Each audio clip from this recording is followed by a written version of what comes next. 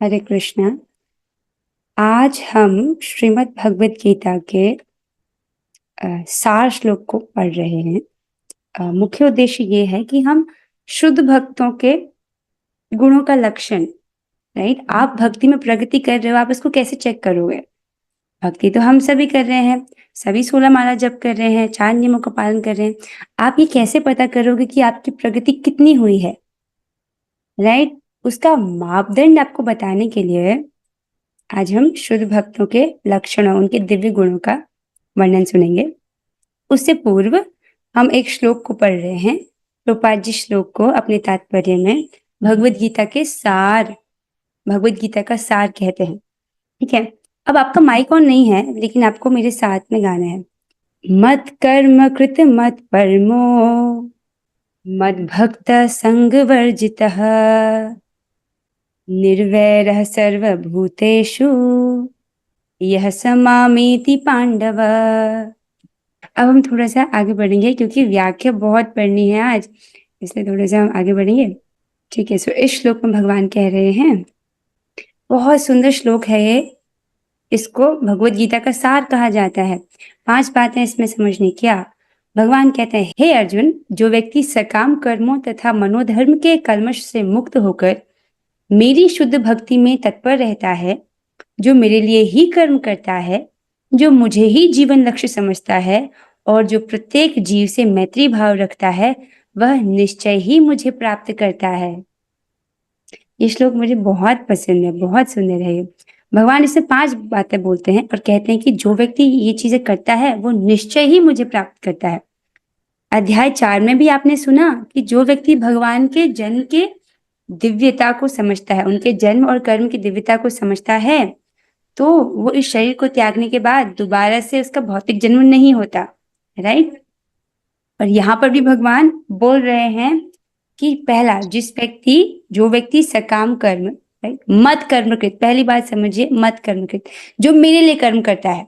तो जो व्यक्ति भगवान के लिए कर्म करता है वो तो सकाम कर्म करेगा ही नहीं ना।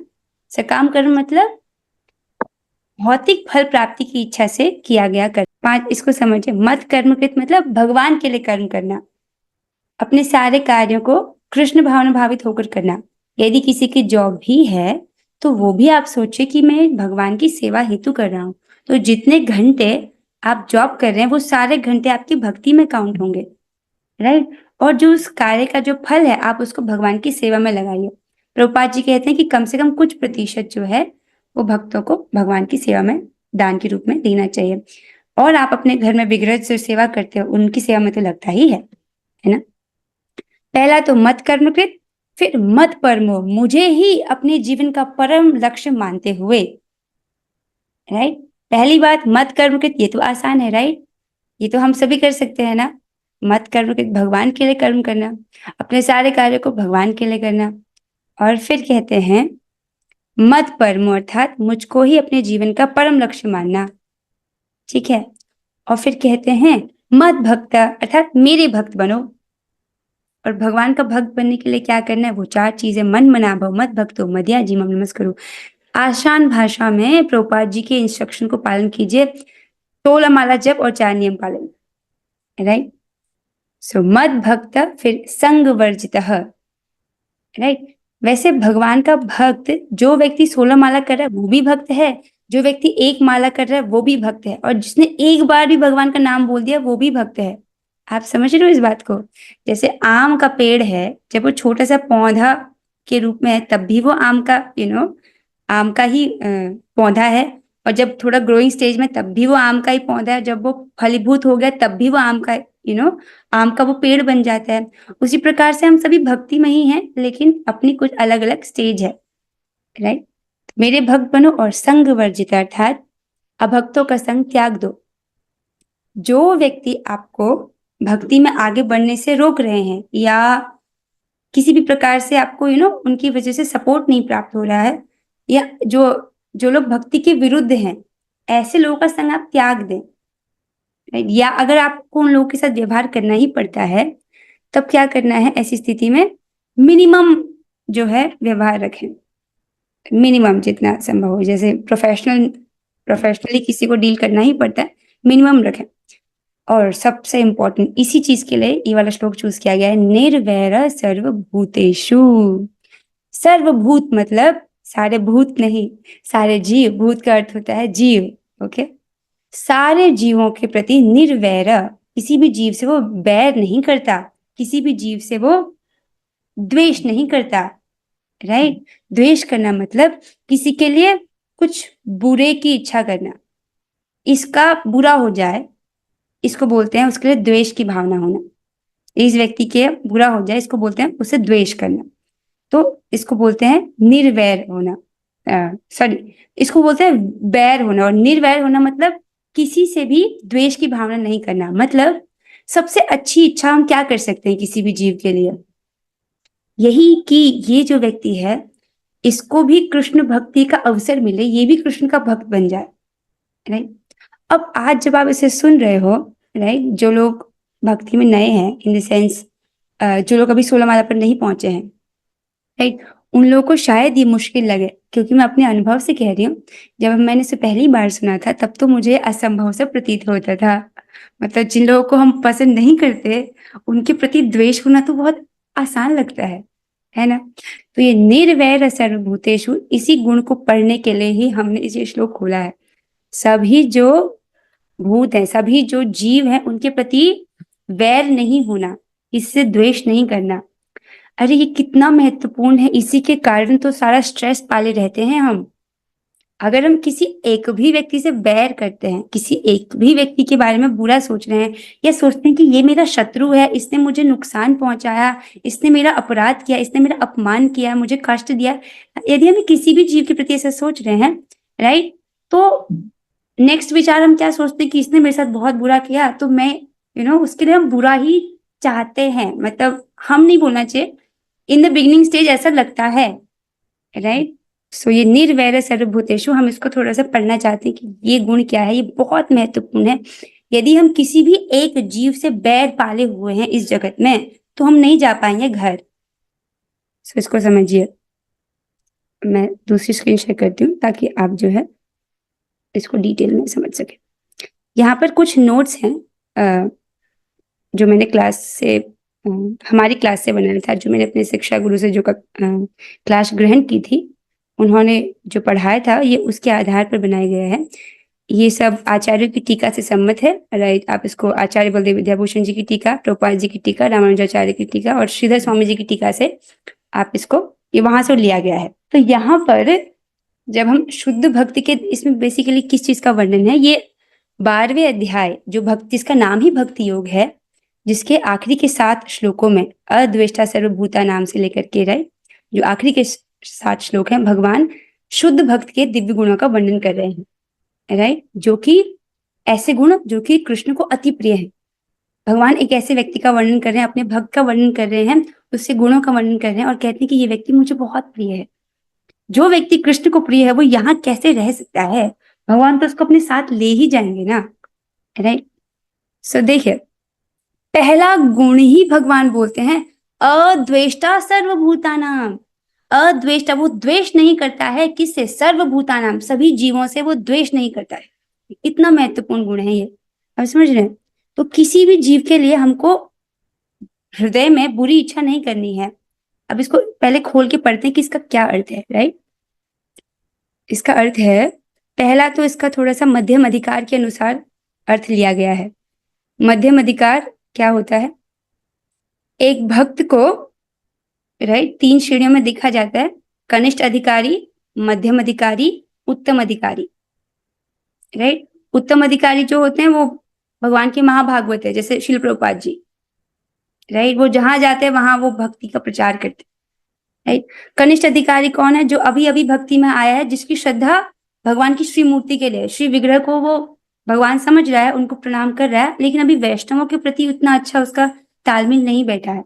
वो विग्रह में ही भगवान को देख पा रहा है, उन्हीं को प्रणाम कर रहा है, उनकी सेवा कर रहा है। राइट, लेकिन वैष्णवों के प्रति उतनी आदर बुद्धि अभी उसमें नहीं है व्यवहार में, तो वो कनिष्ठ अधिकारी। लेकिन जो मध्यम अधिकारी है उसकी 4 चीजें बोले गए हैं कि वो अपने से जो श्रेष्ठ भक्त है उनसे आदर करता है, उनका आदर करता है, उनका सम्मान करता है, अपने समान भक्तों से मैत्री करता है, अपने से जो बालिश हैं, राइट, जो लोग भक्ति में नए हैं उनकी सहायता करता है, उन पर दया करता है। और जो द्वेषी हैं, द्वेषी मतलब जो उसके लिए बुरा सोच रहे हैं, जो उसके लिए जानबूझ के उसको कष्ट पहुंचाने का प्रयास कर रहे हैं, उनको वो इग्नोर करता है, उपेक्षा। तो ये मध्यम अधिकारी हुआ। ठीक है, तो यहाँ पर पहला तो मध्यम अधिकार की बात है कि ऐसा व्यक्ति क्या है कि अपने से जो श्रेष्ठ भक्त हैं उनसे द्वेष शून्य। यहाँ पर तो आसान हो रहा है कि जो हमसे श्रेष्ठ भक्त हैं उनसे द्वेष क्यों करेंगे, तो आसान है, राइट। वो लोग श्रेष्ठ है, हम लोग मतलब, राइट, हम उनसे कमतर हैं, तो कोई द्वेष की कोई बात नहीं है। यदि ऐसे भक्त हमको कष्ट पहुंचा भी दें, राइट, उनके द्वारा कष्ट पहुंचा भी दें, तो भी हमको उनसे, राइट, लड़ाई नहीं करनी चाहिए। समझना चाहिए कि प्रारब्ध तो मुझे इस जीवन में भोगने ही है। देखो, भक्ति करते हुए पहली बार कृष्ण नाम लेते हैं हमारे सारे पाप कट जाते हैं, लेकिन प्रारब्ध कर्म को भगवान छोड़ देते हैं। प्रारब्ध कर्म नष्ट हो जाएंगे तो ये शरीर भी तुरंत नष्ट हो जाएगा, इसलिए प्रारब्ध कर्म को छोड़ा जाता है। लेकिन भक्ति करते करते वो प्रारब्ध कर्म ढीले हो जाते, कमजोर हो जाते हैं। तो जो चीज बहुत बड़े कष्ट के रूप में आनी थी वो बहुत थोड़ा होकर के आती है, लेकिन भोगना पड़ता है वो। तो भगवान भक्तों के माध्यम से ही वो अरेंज करा देते हैं हमारी लाइफ में, तो उसको भी भगवान की कृपा ही समझनी चाहिए। अच्छा, पहला बात तो समझ आ रहा है कि अपने से श्रेष्ठ भक्तों से द्वेष शून्य है। फिर है, सभी प्राणियों के प्रति द्वेष भाव से रहित है, यद्यपि वे उसके प्रति द्रोह करते हैं। एक बार मैं इसको पढ़ रही हूँ, आप इसको ध्यान से सुनिए, आचार्यों की टीका से है। और this is what is expected, मतलब पहला गुण है, हम तो आगे तो देख नहीं रहे, पहला गुण ही देख रहे, कितना इम्पोर्टेंट है। हम कैसे चेक करेंगे कि हमने भक्ति में कितनी प्रगति की है, ये उसका मापदंड है। पहला गुण क्या है? अद्वेष्टा सर्वभूता नाम, किसी से भी द्वेष नहीं करना। पहला है सभी प्राणियों के प्रति द्वेष भाव से रहित, मतलब किसी के लिए भी बुरा नहीं सोचना, मन से किसी के लिए मन में मलिनता नहीं रखना। चाहे उसने आपके साथ बुरा क्यों ना कर दिया हो, बुरा क्यों ना कह दिया, आपका अपमान क्यों ना कर दिया, तो भी मन में उसके लिए बुरा नहीं सोचना। क्यों, उसको समझिए, राइट। वो सभी प्राणियों के प्रति द्वेष भाव से रहित है, यद्यपि वे उसके प्रति द्रोह करते हैं। वो लोग जानबूझ के उसके लिए द्रोह कर रहे हैं, फिर भी वो जो भक्त है, शुद्ध भक्त, वो द्वेष नहीं कर रहा है। ऐसे व्यक्तियों की असद गति न हो, इस बुद्धि से करुणावश कृपालु भी होते हैं। मतलब वो जान रहे हैं कि ये जो व्यक्ति जो द्वेष कर रहे हैं मेरे प्रति, ये अभी अज्ञानी व्यक्ति है, राइट, इसलिए मेरे प्रति द्वेष कर रहा है। तो अब क्योंकि वो शुद्ध भक्त है, उसका शुद्ध भक्त मतलब उसका हृदय बहुत करुणा से भरा होता है। देखिए श्रील प्रभुपाद जी कितने कंपैशनेट थे, राइट। 70 की साल से लेकर के देखो, आपने देखा 25 बार उन्होंने पूरा विश्व का चक्कर लगाया सारे जीवों को बचाने के लिए, राइट। जबकि वो भक्ति सिद्धांत सरस्वती ठाकुर महाराज के शिष्य, राइट, थे। और वो गौड़ी मठ में उनको आराम से कोई जगह दे देते, आराम से वो गौड़ी मठ के अंदर रहते, बड़े सम्मान से उनका आदर होता, वो वहां पर रह सकते थे, लेकिन उन्होंने वो स्वीकार नहीं किया, वो कंफर्ट। अपने करुणा के गुण से, राइट, उतना वो अभिभूत हो गए कि सबके विषय में उन्होंने सोचा और प्रचार किया। अच्छा, तो समझ रहे हैं, तो वो करुणावश क्या होता है, वो कृपालु होता है कि इस जीव का कुछ और दुर्गति ना हो, राइट। इसलिए जो है इस बुद्धि से उसके लिए कोई द्वेष नहीं करता। दूसरा, यह समझते हुए कि यह उसके अपने प्रारब्ध कर्मानुसार भगवान द्वारा व्यवस्थित हुआ है। इसको समझना बहुत आवश्यक है। इस जन्म में हमको जो भी प्राप्त हो रहा है वो हमारे ही कर्मों के अनुसार है। मतलब जैसा हमारा फेस कट है, जहां हमारा जन्म हुआ है, जिस प्रकार के लोग हमें परिवार में दिए गए हैं, जैसे घर में हमारा जन्म है, वो एकदम सटीक हमारे कर्मानुसार है, राइट। आप उसके लिए किसी को दोष नहीं ठहरा सकते, तो वो हमारा प्रारब्ध कर्म है, ठीक है। और अब भक्ति के प्रभाव से हमारे पहले के पाप तो नष्ट हो चुके हैं, और जो अप्रारब्ध कर्म और कूट और बीज है वो भी नष्ट हो चुके हैं, ये आप समझ लो। लेकिन प्रारब्ध हमको भोगने पड़ते हैं, राइट। जितना भक्ति करते हैं ये प्रारब्ध और कमजोर होते जाते हैं, समझ रहे हैं। तो लेकिन वो जो कमजोर प्रारब्ध है वो भी भोगने पड़ते हैं, आप समझ रहे हो। तो कष्ट तो आएगा, जो बहुत ज्यादा आना था वो बहुत थोड़ा सा आएगा, भक्त इसको समझ रहा है, राइट। और तो वो समझ रहा है कि इस व्यक्ति ने जो मेरे साथ किया गलत, ये वास्तव में इसकी गलती नहीं है, ये मेरा ही कर्म है जो भगवान व्यवस्थित कर रहे हैं। तो वो इस बुद्धि से युक्त होता है, तो वो समझता है कि ये मेरा ही ऑर्डर था जो मैंने प्लेस किया था और अब मुझे प्राप्त हो रहा है, राइट। फिर वह अपने शत्रु का शत्रु नहीं बनता। जो व्यक्ति उसको कष्ट दे रहा है, राइट राइट, वो जो शत्रु है उसको वो शत्रु नहीं समझ रहा है, वो यही समझ रहा है कि ये व्यक्ति तो मेरा प्रारब्ध कर्म मेरे पास लेकर आ रहा है। आप समझ रहे हैं? वह तो सोचता है यह व्यक्ति मेरे विगत दुष्कर्मों के कारण मेरा शत्रु बना हुआ है। ये जो व्यक्ति है ये मेरे ही जो पहले के दुष्कर्म हैं, देखो ना हम अनादिकाल से यहाँ पर हैं, अनादिकाल समझ रहे हो। चलिए हम इसी कल्प की बात करते हैं। इस कल्प में 7 मनवंतर में से 6 मनवंतर और 28 चतुर्युग बीत चुके हैं। कितना समय से हम यहाँ पर हैं, राइट। और केवल यही कल्प थोड़ी है, ब्रह्मा जी के कितने सारे कल्प बीत चुके हैं और एक कल्प में 1000 चतुर्युग होते हैं। तो और शास्त्र हमको ये बताता है कि जीवात्मा तो अनादिकाल से फंसा हुआ है, राइट। तो हम काफी लापरवाह रहे हैं अपने पूर्व जन्मों से, ठीक है। तो व्यक्ति समझ रहा है कि मेरे पहले के दुष्कर्मों के कारण जो है ये व्यक्ति आज मेरा शत्रु बना हुआ है, ठीक है। तो अतः विरोध करने की अपेक्षा वो कष्ट सहन करना अच्छा है, वो सोचता है, राइट। उसके प्रारब्ध कर्म कट जाते हैं। अब इसको समझिए, एक बार भीष्म पितामह ये प्रश्न पूछते हैं, राइट। भीष्म पितामह से युधिष्ठिर महाराज ये प्रश्न पूछते हैं कि यदि बुद्धिमानों की सभा में सभी बैठे हैं और एक मूर्ख व्यक्ति एक बुद्धिमान व्यक्ति का अपमान कर दे, तो बुद्धिमान व्यक्ति को क्या करना चाहिए? सभा बैठी है तो एक मूर्ख व्यक्ति क्या करता है, एक बुद्धिमान व्यक्ति का अपमान कर देता है, क्योंकि वो मूर्ख है, उसको पता नहीं क्या करना है, वो अपमान कर देता है। तो भीष्म पितामह कहते हैं कि उस स्थिति में उस बुद्धिमान व्यक्ति को चुप रहना चाहिए।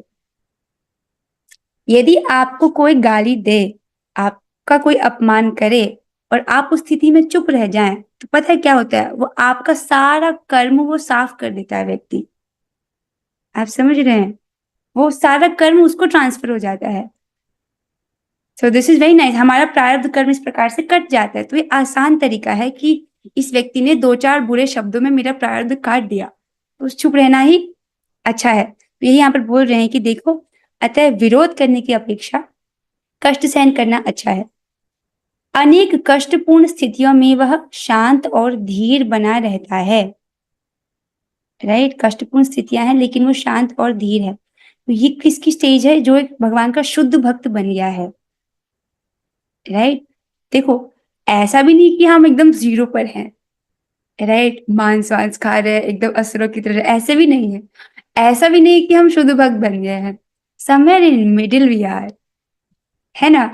तो देखते रहना है कि ये गुण मुझ में कितना आया है, राइट। अब जब भी आपको किसी पे गुस्सा आए, कोई भी आपके प्रति कुछ ऐसा करे, तो आपको उस पॉइंट पर आपको इस ज्ञान का उपयोग करना है। उस वक्त नहीं कर पाए तो सब गया पानी में ना, ठीक कि नहीं, राइट। तो आपको क्या सोचना है कि देखो ये व्यक्ति तो मेरा ही प्रारब्ध कर्म लेकर आ रहा है।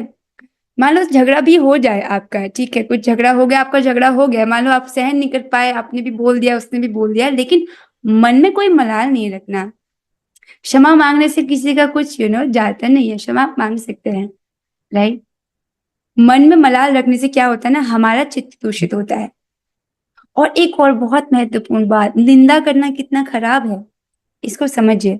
ये बात तो आप सभी समझते हो कि हमारे 2 प्रकार के शरीर हैं, एक तो स्थूल शरीर और एक हमारा सूक्ष्म शरीर। तो स्थूल शरीर जो है, इसका सेहत का भी हम बहुत ध्यान रखते हैं ना। हमको पता है कि ये चीजें नहीं खानी है क्योंकि शरीर के लिए हानिकारक है। जैसे शराब पियेंगे तो हमको पता है कि शरीर के लिए हानिकारक है। नशा करना क्या शरीर के लिए हानिकारक है। इस प्रकार से जो चीजें शरीर के लिए हानिकारक है हम उसका ध्यान रखते हैं, है कि नहीं। उसी प्रकार से हमारे सूक्ष्म शरीर के लिए कुछ चीजें हानिकारक हैं, उसमें से एक है निंदा करना, दूसरे की बुराई करना या दूसरे की बुराई को सुनना। आप समझ रहे हैं? उससे हमारा जो अंदर का शरीर है वो खराब होता है, इन द सेंस हमारा चित्त अपवित्र हो जाता है। दूसरे की बुराई नहीं सुनना चाहिए, राइट। तो महाप्रभु कहते हैं कि जिस व्यक्ति ने पूरे जीवन में एक बार कृष्ण बोला है और किसी की निंदा नहीं की है, मतलब किसी की बुराई नहीं की है, उसका उद्धार मैं स्वयं करूंगा। महाप्रभु अर्थात जो स्वयं भगवान श्री कृष्ण है।